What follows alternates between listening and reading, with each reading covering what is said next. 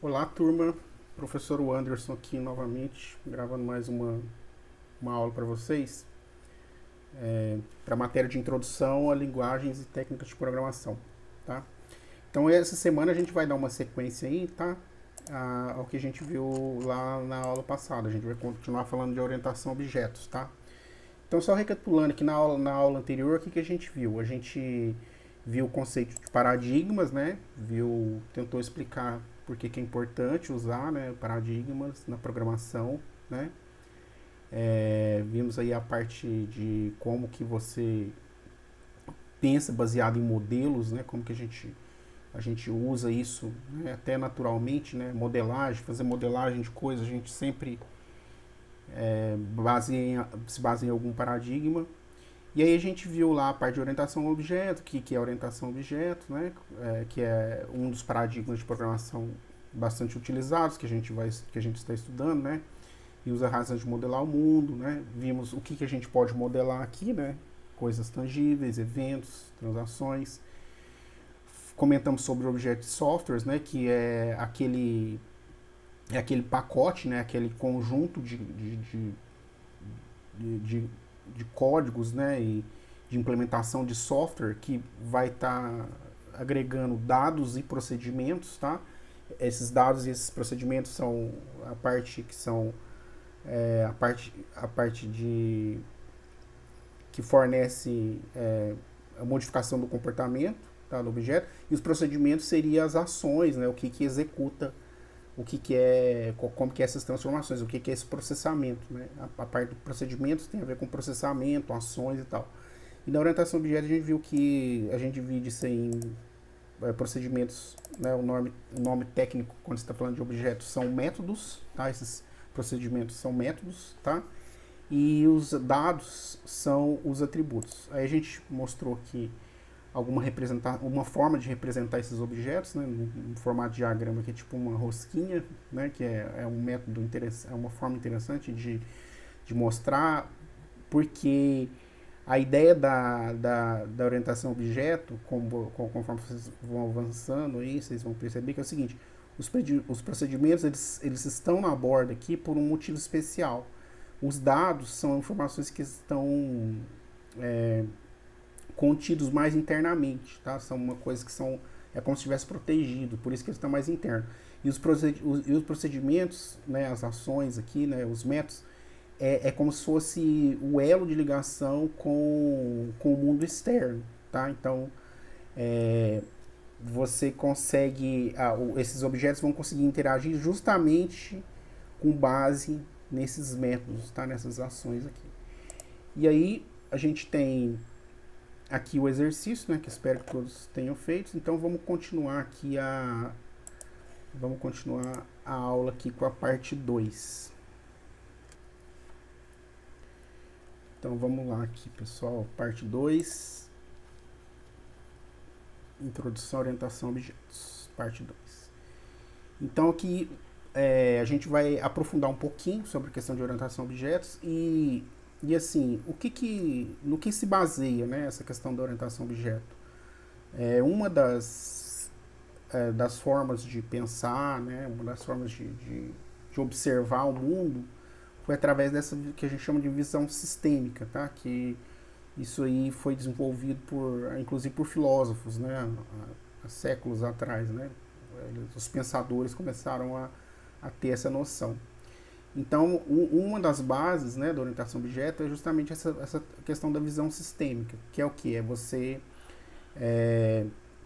usar ali essa ferramenta para você analisar problemas, tá? Você usa a visão sistêmica como uma ferramenta para você analisar sistemas. Então, por isso que na hora que a gente vai estudar vários tópicos aí, né, se usa essa visão sistêmica, né? A gente usa isso aí, vocês usam em todas as matérias, né?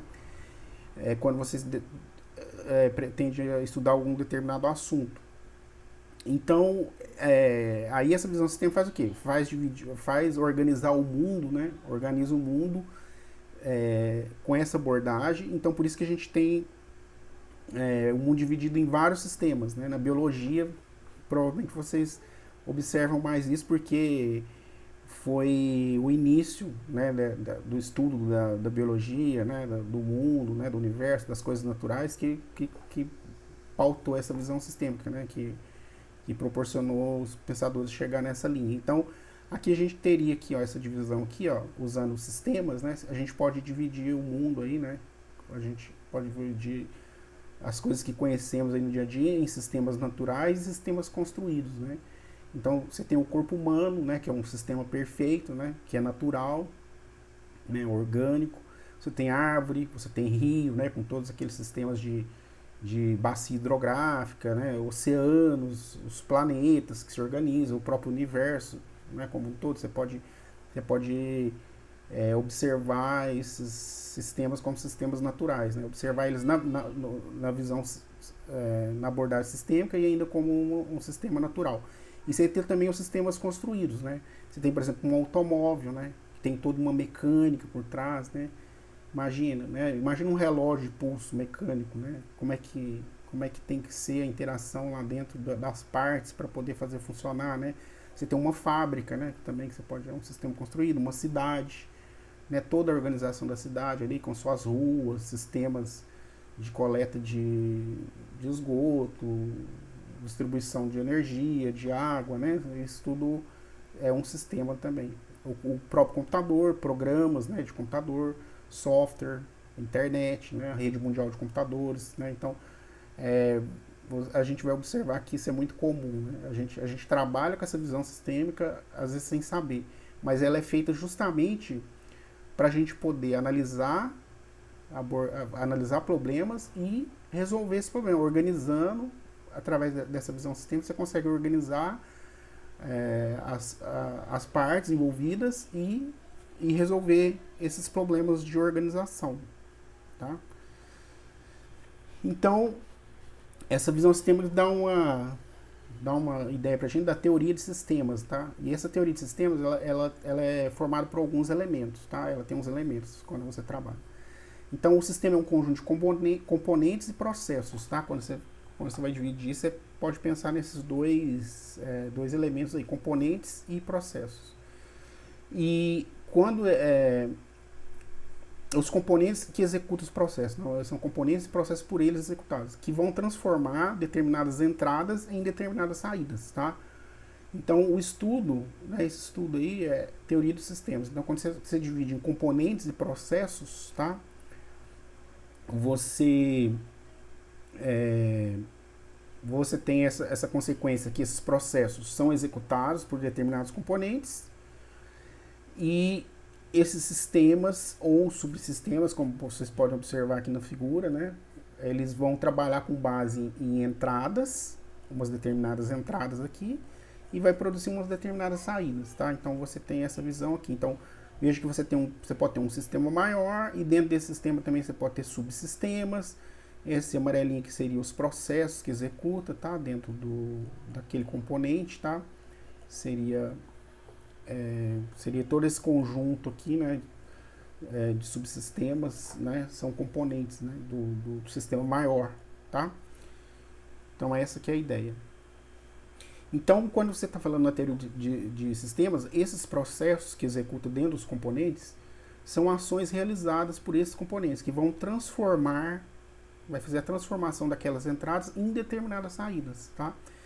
Então, por exemplo, calcular o preço de um livro. Veja, calcular é o processo, né? Então, ele vai ter que ter alguma... Como é que você calcula o preço de um livro, né? Como é que você calcula? Provavelmente você vai pôr os custos lá de papel, ou o custo de horas, né, da pessoa que demorou para escrever, né, várias coisas envolvidas ali para calcular o preço de um livro, né? São várias entradas, né, várias informações que você vai precisar. E aqui os outros exemplos também, buscar uma palavra na internet, é um processo. Configurar o domínio, também é um processo, tá, de um sistema maior. Então veja, aqui a gente está falando dessas ações, né, verificar ou corrigir a resposta de uma pergunta, tá? Veja que esses processos, essas ações são realizadas por um componente, isso aqui é uma componente de um sistema maior, tá? Né? Um componente de um sistema maior. Por exemplo, esse calcular preço de livro poderia ser num sistema de e-commerce, por exemplo, que você tem lá, que você pode dar um desconto, você tem toda uma mecânica lá, vários outros processos envolvidos, né? Tipo, a pessoa tem um desconto, a pessoa é um cliente VIP, né? Pode ter outros detalhes lá, né? A pessoa tem alguma diferenciação lá, né? E aí gera um cálculo diferente para cada pessoa, né? O resultado ali tem entradas, né? Tem entradas diferentes, vai produzir saídas diferentes, que é a saída que vai ser o preço do livro. E, por exemplo, buscar uma palavra na internet, né? Veja que buscar essa palavra na internet é uma ação de um componente bem maior de um sistema de busca, né? E esse sistema de busca não é a busca em si, né? O sistema, se você pensar no formato de sistema, o sistema de busca não se encerra em buscar a palavra. Na verdade, existe todo um arcabouço, existe todo um conjunto de outros componentes, né? Você vai ter que ter um robô, né? Você vai ter que ter um robô igual o Google tem, né? Um robô de fazer a indexação dessas páginas, né? Ele percorre a internet, diz que percorre em até 24 horas, percorre todas as páginas da internet. Como é que funciona esse robô?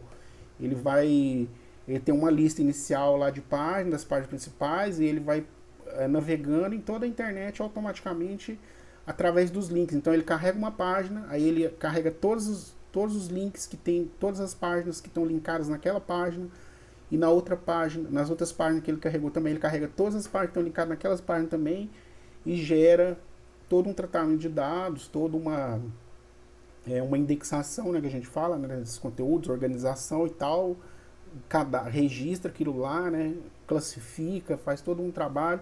E aí no final, um desses componentes de um sistema de busca, né, vai ser buscar uma palavra na internet. Vai ser lá no final, né, uma ação. Tá? Então veja que aqui a gente está dando exemplos aqui de ações de alguns componentes, né, do sistema. E esse sistema ele é maior. Ele não se restringe a só essas ações aqui. E aí quando a gente fala de componente, ó, esses componentes, né, são elementos internos do sistema, tá? Então você tem várias possibilidades aí, tá? Esses elementos podem ter várias características, tá? Esses componentes ele pode ter várias características. Então, por exemplo, aqui nesse exemplo, o livro, no sistema de venda de livros, ele é um componente, tá? Ele é um componente. Por exemplo, autor daquele livro, né? Editora também pode ser outro componente que faz parte daquele sistema também, tá?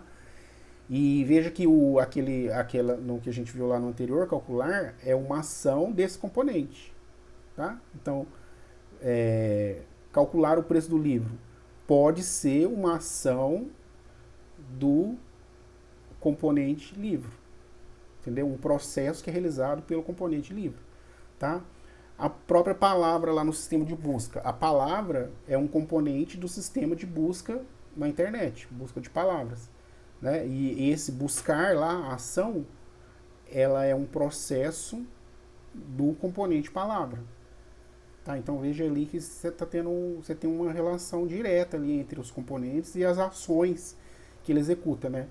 O domínio num sistema de servidor de nome de domínio, né? O que é um domínio, né? Um domínio de internet, um servidor de nome. É quando você digita lá, simplesmente lá, você digita uol.com.br, tem um servidor que faz um mapeamento para você ali daquele nome com um número IP, com endereço, uma localização que a gente chama de localização física, né? Uma localização aponta para onde está realmente a página do UOL, tá? Que ela pode estar em vários locais distribuído pelo globo, tá? Então o domínio é esse nome aí, o domínio é uol.com.br, tá? Então o domínio aqui nesse caso aqui está sendo como exemplo de componente. Então a questão de configurar o domínio, ó, é uma ação, pode ser uma ação desse domínio, tá? Uma ação do domínio, um processo, tá? Do componente, que faz parte de um sistema maior, tá? Pergunta ou questão é um sistema de questionário. Então esse aqui também casa com aquele outro exemplo lá da ação verificar ou corrigir resposta de uma pergunta, tá? Então, pensando, por exemplo, num questionário lá que você tem costume ou já respondeu na internet algum tipo de questionário, algum quiz e tal. Não tem depois no final, não tem uma correção automática quando as perguntas são fechadas? Então, a pergunta aqui, né, a questão, ela está sendo colocada como um elemento, né, como um componente, né, que é um elemento interno do sistema, é um componente que executa algum processo, tá? Ou alguma ação, né? Então, verificar ou corrigir a resposta seria uma ação da pergunta, tá? Seria uma ação da pergunta, que é um componente. Então, é a pergunta que executa aquele processo, tá? Ou ação. Processo quando você está falando mais em teoria de sistema, né? Mas você pode traduzir para ação. Então, como que a gente faz, né, na orientação a objeto, né, no estudo, né, disso aí, como é que a gente faz para identificar esses processos componentes? Veja que é meio confuso, né, quando você fala assim, a pergunta que executa a correção e tal, a palavra que executa a busca, né, o livro que calcula o preço do livro, né, pode parecer confuso, mas aqui é porque a gente já está trabalhando com a noção de visão sistêmica e voltada para a orientação a objeto. Tá? Vocês lembram na aula passada que a gente trabalhou com a questão lá do carro, né? Tinha os atributos, tinha as ações, tá? Já pode começar a fazer essa associação aí. Tá? Lá no exercício a gente tinha, por exemplo, se eu estou me lembrando bem do gato, né?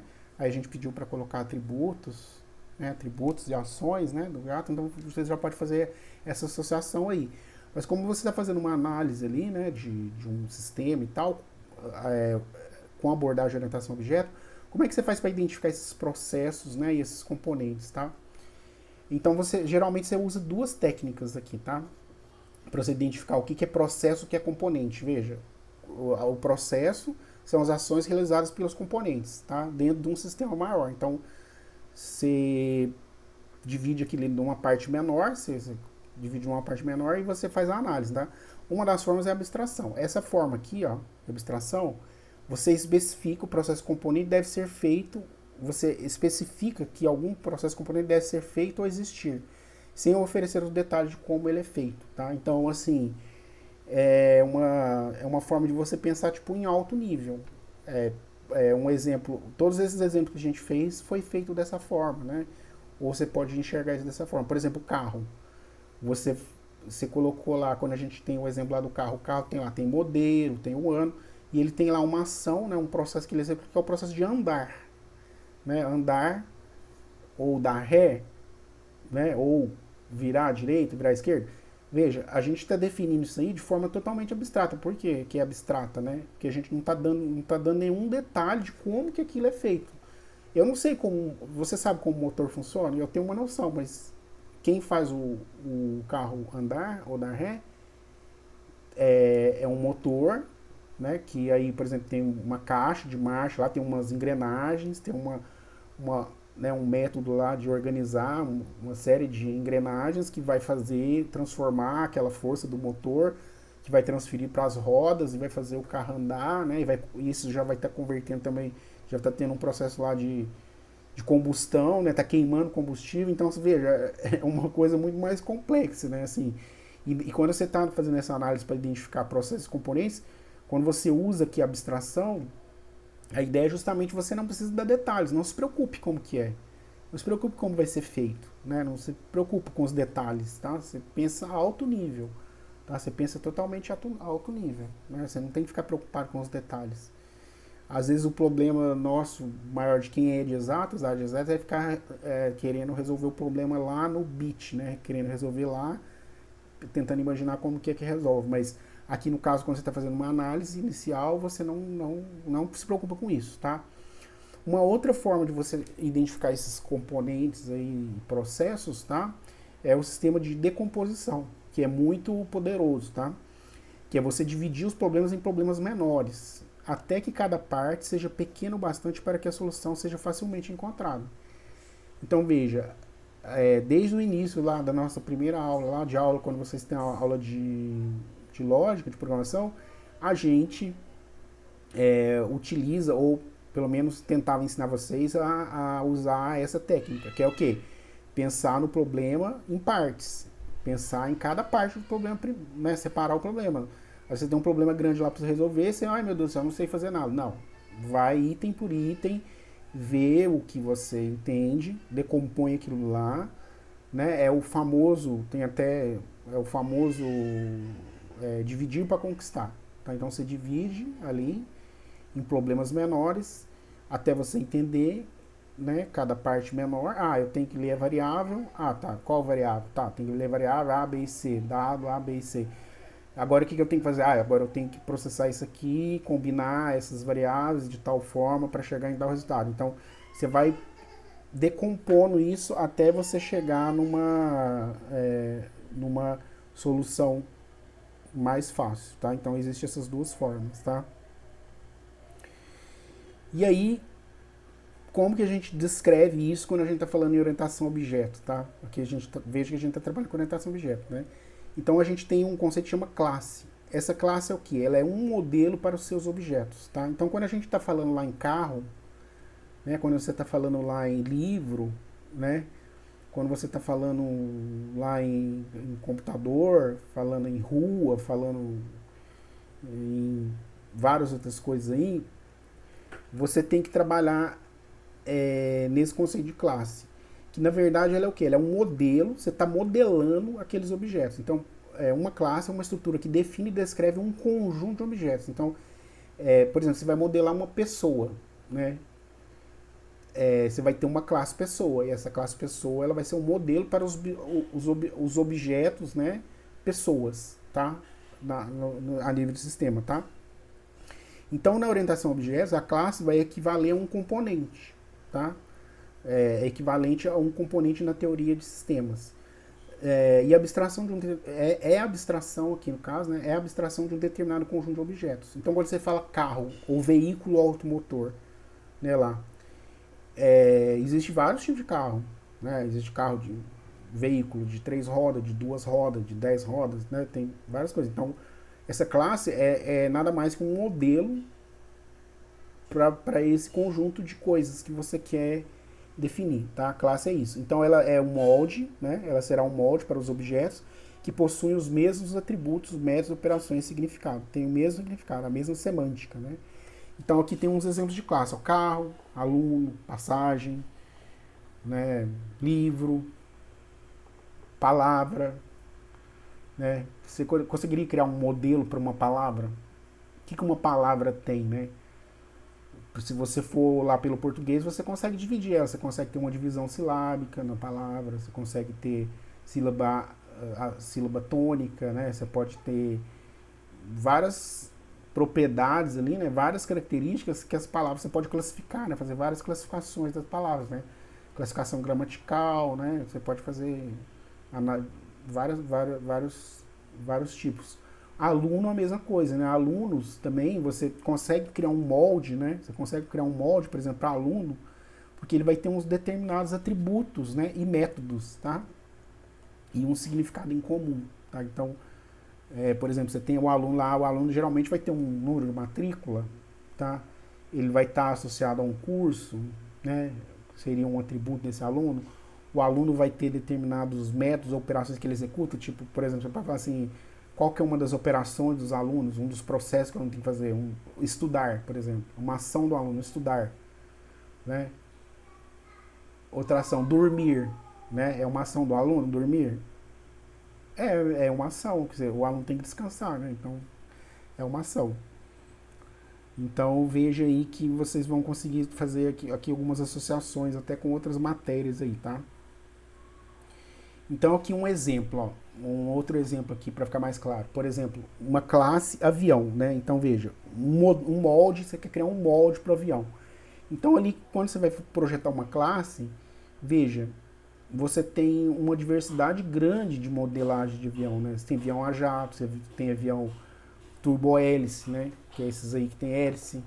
Você tem avião de grande porte, avião de pequeno porte, você tem tamanho de asa, você tem quantidade de passageiros que cabem, você tem autonomia, você tem, né, autonomia de voo, você tem altitude de voo, você tem carga máxima, você tem uma série de características ali que você consegue modelar um avião de forma que ele sirva como padrão para um conjunto de objetos do tipo avião.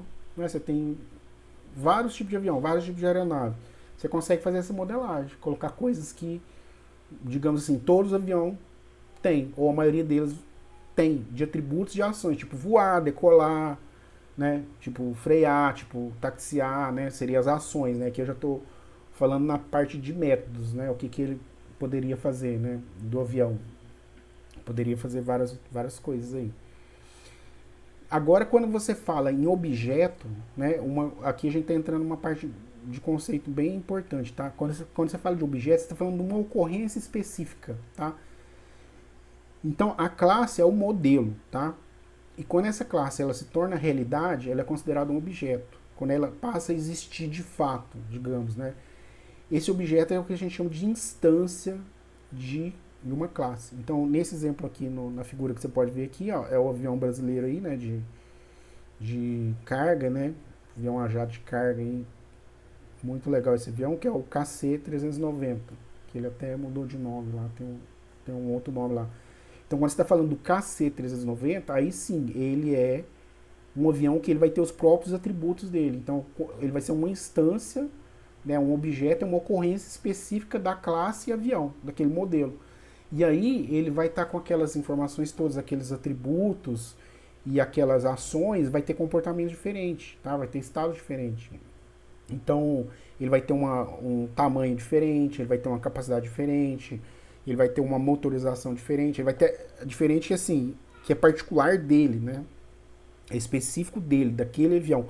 Inclusive, dentre os vários modelos de avião K390, tem também as configurações diferentes, né? Que é possível você ter isso, que nem quando você tem carro. Você tem um carro que tem, por exemplo, ar-condicionado, um carro que tem uma motorização mais potente, menos potente, né, algum tipo de acabamento diferente. Então, quando você tem essa ocorrência específica, né, você tem, igual quando você tem essa ocorrência específica, você tem um objeto, tá? A classe é só o modelo, é o molde, tá? Ele descreve como seria aquilo, é como se fosse uma forma. Então você tem aqui, por exemplo, vamos tentar definir aqui, ó, esse objeto aqui, ó, objeto doutora Carla, ele poderia ser o quê? Ele poderia ser uma classe de que tipo? Você poderia falar que é uma classe do tipo médico, uma classe do tipo pessoa, tá? Eu tô falando pelas figuras aqui, né?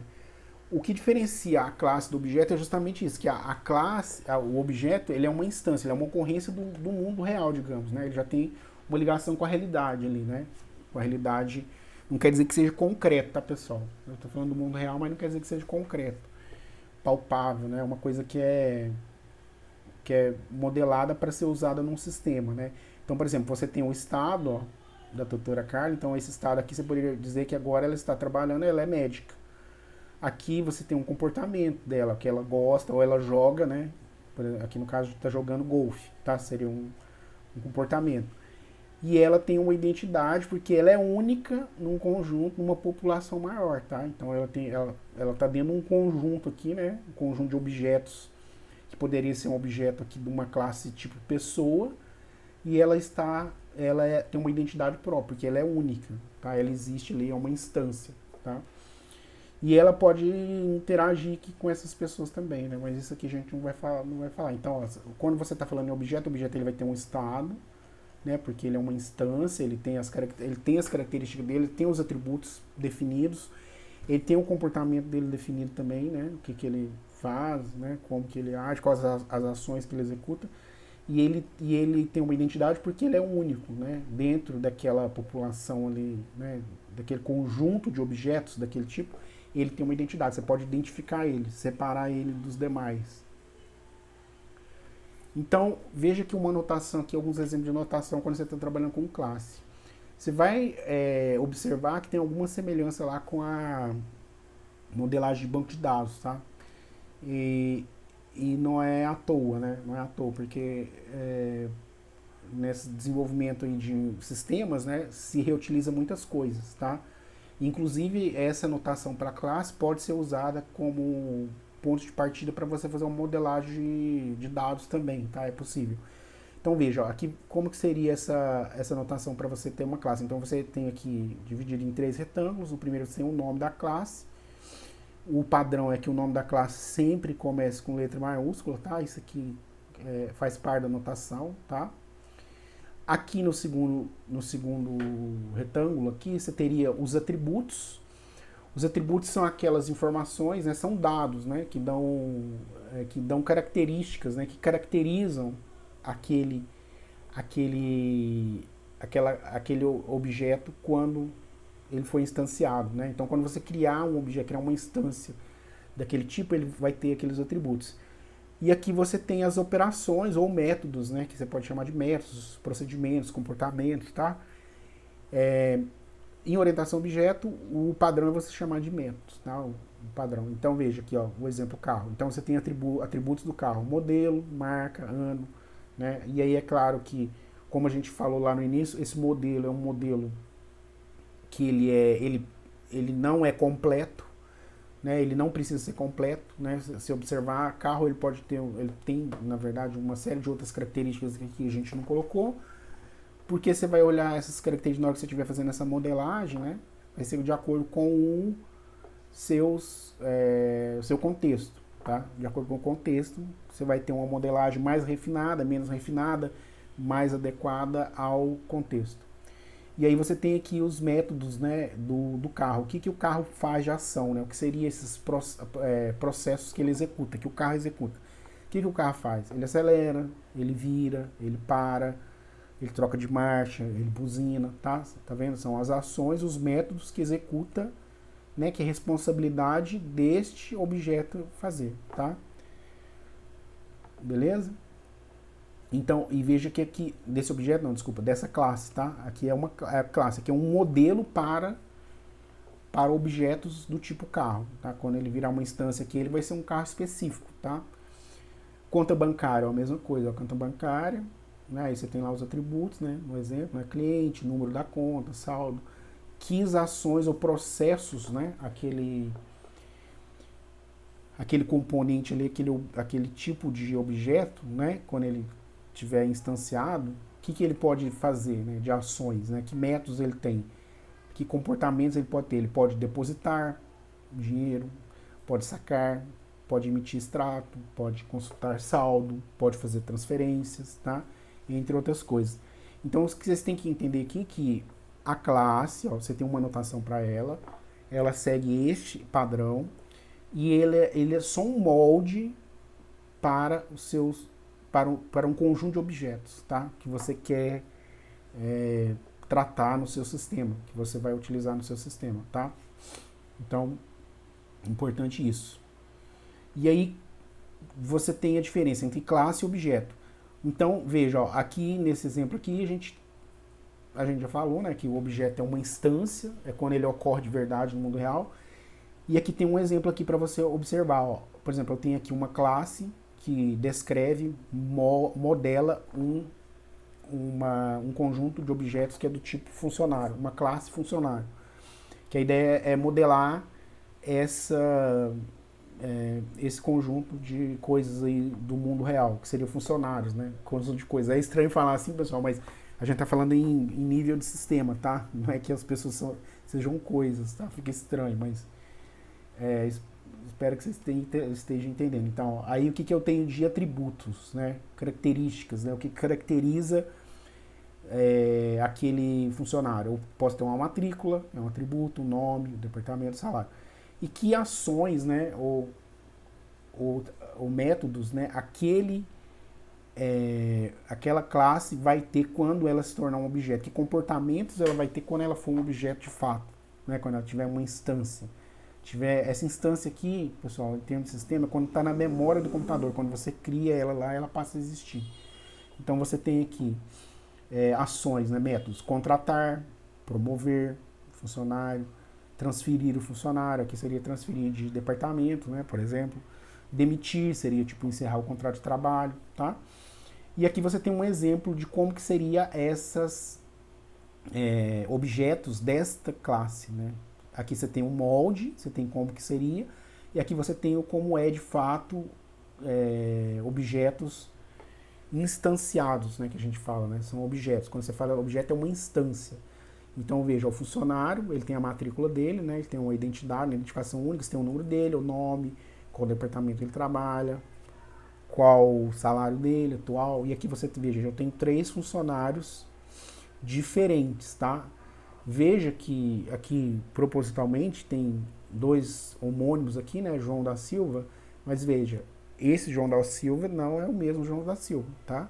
Apesar deles ter um atributo aqui que é igual, eles são distintos, tá? Ele tem identidade própria, tá? O que diferencia eles aqui, de fato, né? Você vai observar que pelo conjunto, né?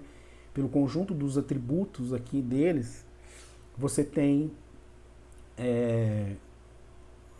você tem a diferenciação clara, né? Se você for analisar atributos por atributos aqui, você vai ver, ó, não é a mesma matrícula, não é o mesmo departamento, não é o mesmo salário, né? Então, é o mesmo nome. Aí por isso, por ser o mesmo nome, você vai falar que é a mesma pessoa? Não, não é a mesma pessoa, tá? Não é o mesmo funcionário. Nesse caso, são funcionários diferentes, tá?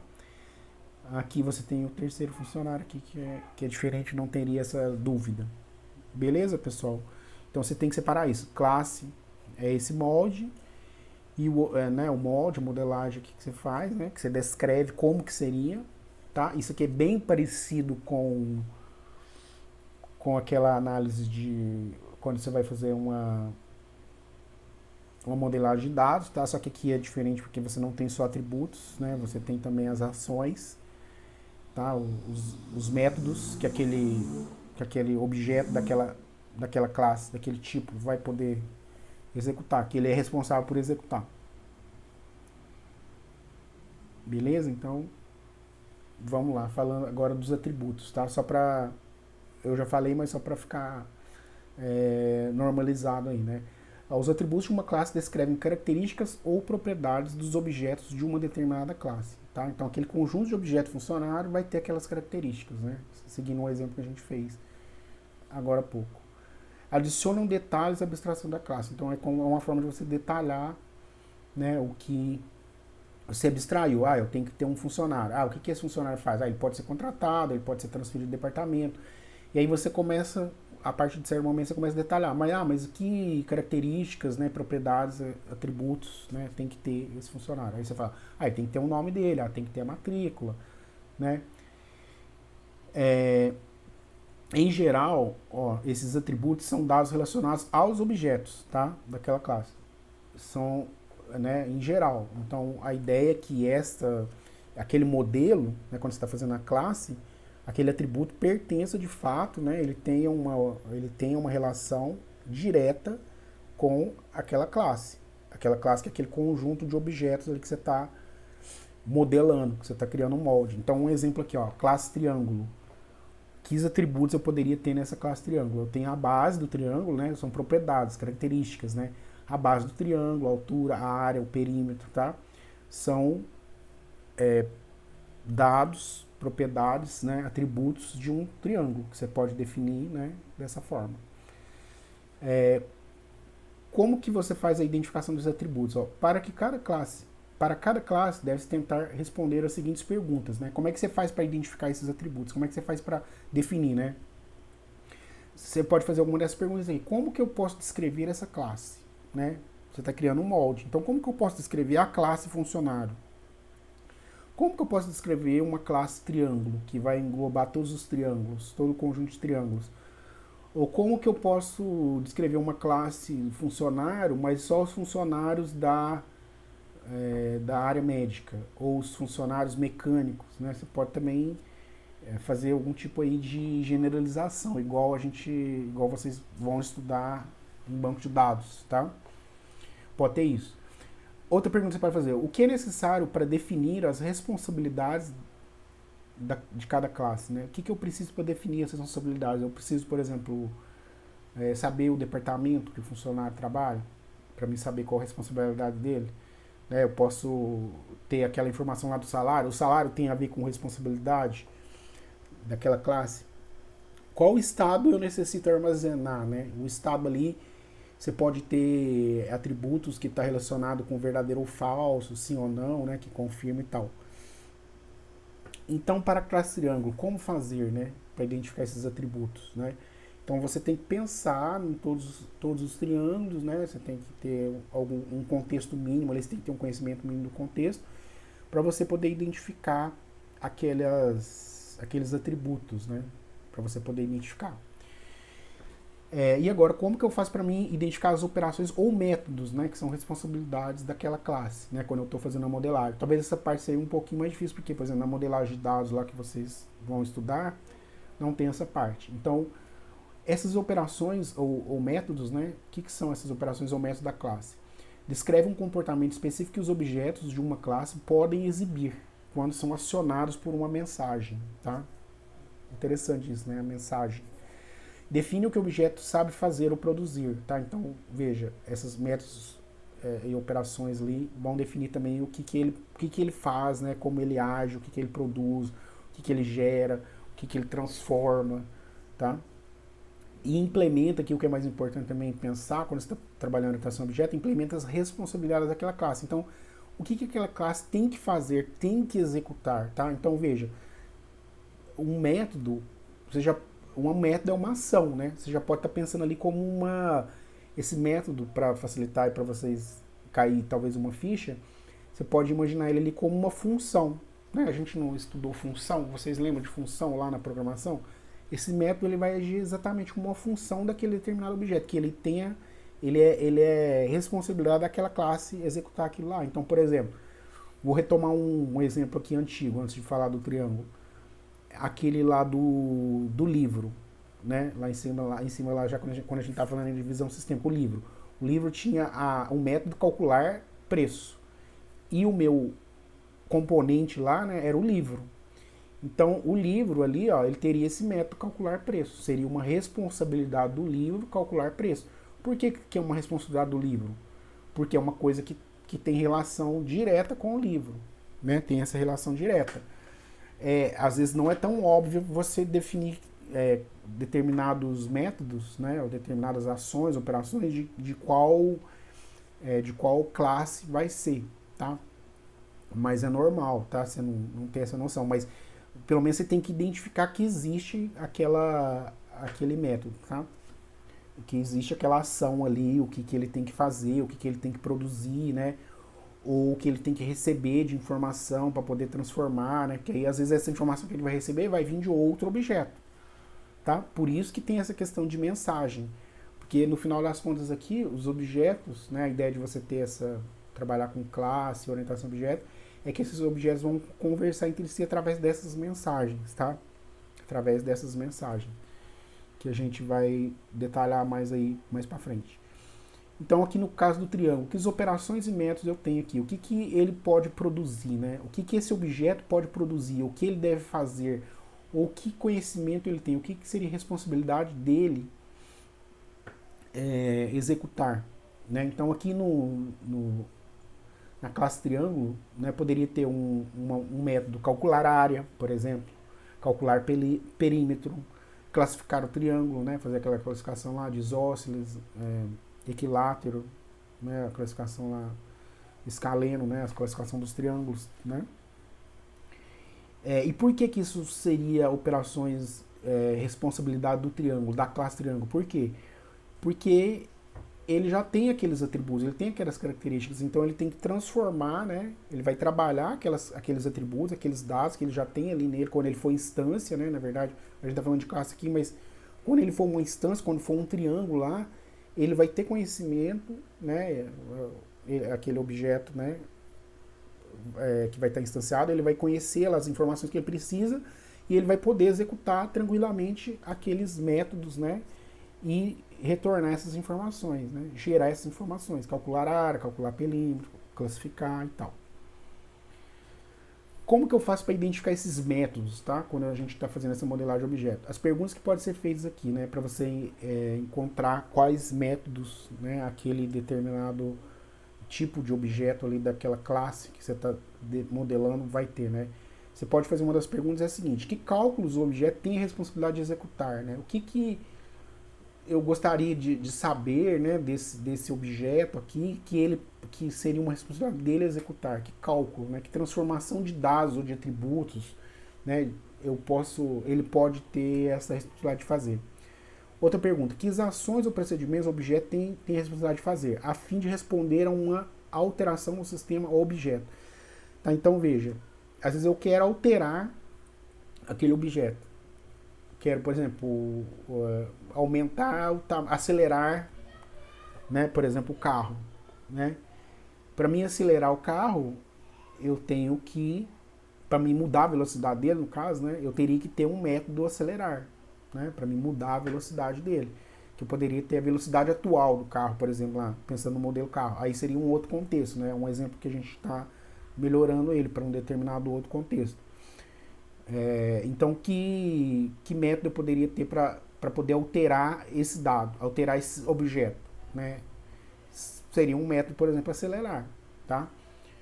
E no triângulo aqui, a gente já tinha lá o exemplo, né? A gente pensou já lá, já tinha passado para vocês lá no outro slide, né? Que numa classe do tipo de triângulo, o que a gente poderia ter? Poderia ter esses cálculos aí de área, cálculo de perímetro, né, classificação do triângulo e outras aí, né, que pode ter relacionada a objetos, né, geométricos aí no formato de triângulo, tá? E aqui, pessoal, para finalizar, acho que ficou um pouco grande, mas um pouco longo aqui o vídeo, mas você pode depois fazer assistir acelerado, né? Tô falando no final de novo.